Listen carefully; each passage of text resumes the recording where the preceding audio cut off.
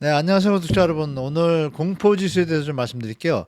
밤새 뉴욕 증시가 상당히 출렁였습니다. 나스닥, 뭐 S&P, 코스 할 거 없이 상당히 하락을 했습니다. 그래서 극단적 공포, 익스트림 피어라고 그러죠. 이게 좀 나타나지 않았냐? 여러분이 아시는 것처럼 스태그플레이션에 대한 얘기가 좀 자꾸 있잖아요. 이게 최근에 나온 뭐 물가 지수하고 PC 지수 여러 가지를 합쳐니까 예상보다 상회한 것들이 좀 있잖아요. 물론 많이 차이는 없지만 이런 것들 때문에 시장에서 투자자들, 특히 전문 투자자들이 느끼는 것이 이 상황이 조금 만만치 않다라고 느끼는 것 같습니다. 그래서 제가 스태그플레이션 썼는데 이 얘기가 자꾸 나오잖아요. 트럼프가 여러 가지 국제 무역 불확실성을 좀 높이는 바람에 이게 과연 시장에서 어떻게 나타날지는 우리가 봐야겠지만 중요한 사실은 분명히 정상적이지 않다. 예전하고 좀 다른 모습이다라는 걸 볼 수가 있겠죠, 여러분. 그래서 이제 하나씩 볼까요, 여러분? 어떤 상황인지. 자, 오늘 이 시간인데, 오늘 이 시간은 지금 31일, 5시 향해 갑니다. 공포 탐욕 지수 21.86. 오른쪽에 보시면 0에서 100까지의 숫자가 있는데요. 이 극단의 탐욕이 좋을 때입니다. 이때가 시장이 좋을 때고 역으로 이제 안 좋아지면 공포로 되죠. 공포도 있고 극단적 공포가 있는데 지금 이거 극단적 공포 타입입니다. 극단적 공포가 요즘 뭐 1, 2주에 계속 미국 주식이 이제 왔다 갔다 하잖아요. 그죠? 엔비디아도 폭락했다가 지금 뭐 회복하고 뭐 여러 가지 좀 아마존 할 거 없이 뭐 지금 다 상태가 안 좋습니다. 그러면 이런 것들이 그냥 나타나는 것이 아니라 여러 가지 경제 정황 그리고 또 트럼프의 정치 경제 정책 방향 이런 것들 종합해서 전문 투자자들하고 시장 투자자들이 판단하는 심리 상태니까 심리 상태를 갖다 그러면 조사를 했을 거 아닙니까? 하고 나니까 다들 공포에 좀 느끼고 있다. 스태그플레이션이 올 수도 있다. 이런 뭐 신호를 설문을 대답을 했다는 얘기죠.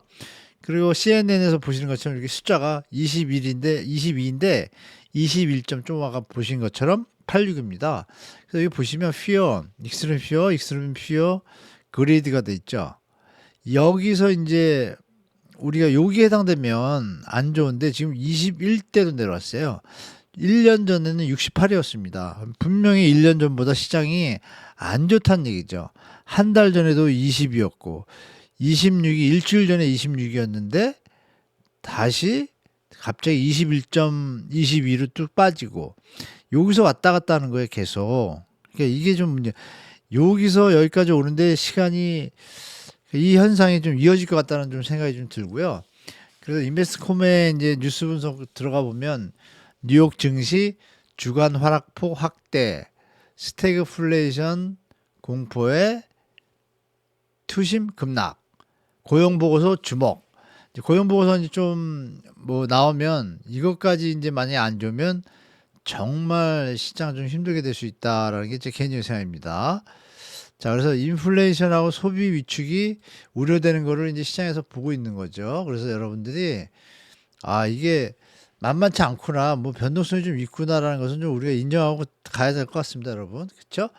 아니나 다를까 이런 정황 속에서 코스피 지수도 힘을 못 쓰고 있죠. 그리고 이어서 이제 보실 게 무슨 대목이냐면 환율입니다. 환율이 지금 부지불식간에 1,450원을 훌쩍 넘은 상태에서 1,460원, 70원 왔다 갔다 하고 있어요.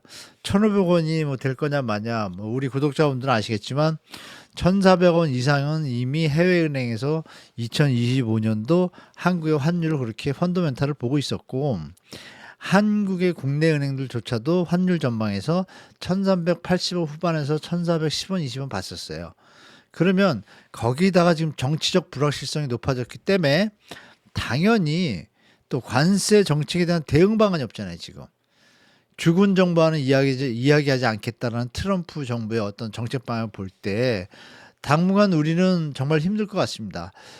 이 만약에 탄핵이 결정이 되고 또 결정이 안 되고 간에도 계속 혼동스러운 거고 결정이 돼도 조기 대선까지 얼마나 시끄럽겠어요.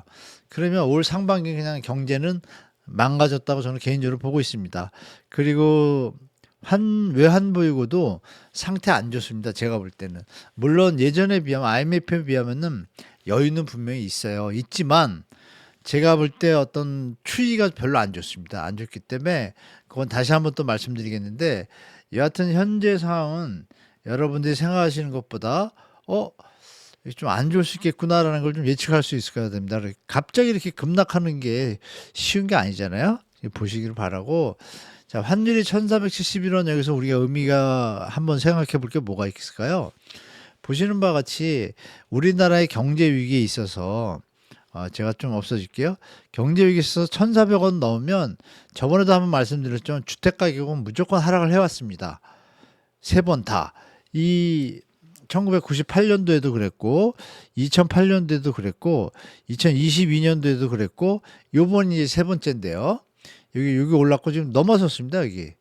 그러면 1,471원이 됐는데, 그러면 이게 주택 가격이 이때 세 번 다 하락을 했거든요. 제가 그래서 계속 말씀드린 것처럼 주간 부동산 경제 뉴스 시간에 말씀드렸잖아요. 하반기에 좀 세게 올 수도 있다. 뭐 이런 근거에서 저는 좀 말씀을 드리는 거고, 이게 만약에 1,471원 넘은 것들이, 물론 정부가 이제 환율 방어를 열심히 애를 쓰고 있지만, 여러분이 생각하시기에도 뭔가 원활하거나 좀 정상적이거나 순탄하지가 않잖아요. 자꾸 올렸다가 바꾸고 올렸다 메꾸고, 국민연금 수합해 가지고 맞고, 외평채 쏘다가 맞고 해도 이 정도니까 이건 좀 생각보다 심각한 상태라고 우리가 봐도 큰 무리가 없다고 봅니다.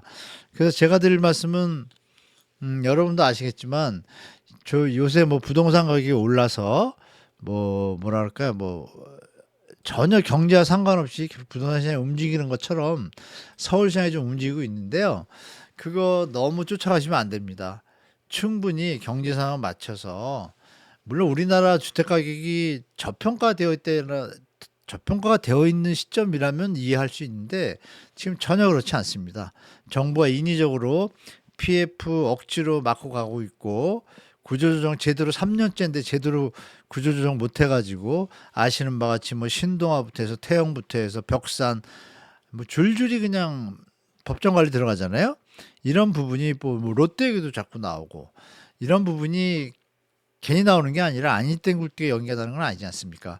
그래서 우리 구독자 여러분들은, 시청자 여러분들은 현재 경제 상황이 설마 이러지 마십시오. 설마가 아니라 충분히 완전히 파도가 치고 있잖아요, 경제가.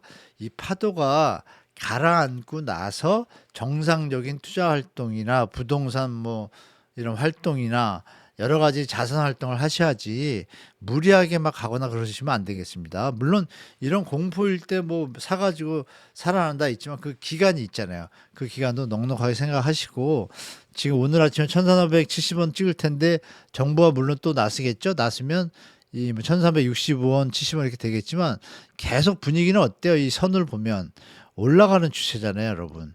이게 지금 글로벌 금융위기도 아니고 IMF도 아니고 레고랜드 사태 이거 높고, 이런 상황에서 우리가 지금 자산 관리에 있어서는 철저하게 보수적으로 안정적으로 대처하시는 게 중요한 시점이라는 걸 다시 말씀드리겠습니다. 그래서 여러분들이 제일 중요한 사실은 뭐니 해도 건강 잘 지키시면서 시장을 제3자의 눈에서 여러 가지 두루두루 살피면서 시장에 접하시는 게 좋을 것 같습니다.